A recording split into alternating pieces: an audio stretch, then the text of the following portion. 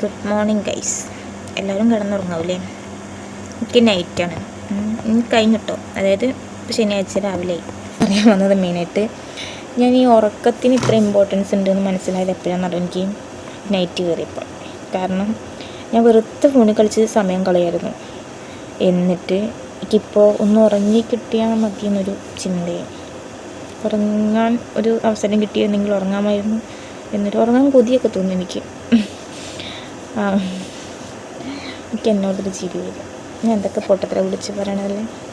ഇഷ്ടമില്ലാത്ത ദിവസമാണെന്നറിയോ വെള്ളിയാഴ്ച.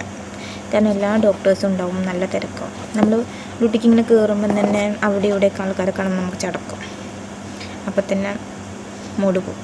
പക്ഷേങ്കിൽ എന്താ പറയുക, ഈ കഴിഞ്ഞ വെള്ളിയാഴ്ച, അതായത് ഇന്നലെ, വലിയ തിരക്കൊന്നും ഉണ്ടായിട്ടില്ല, വലിയ സീനൊന്നും ഉണ്ടായിട്ടില്ല.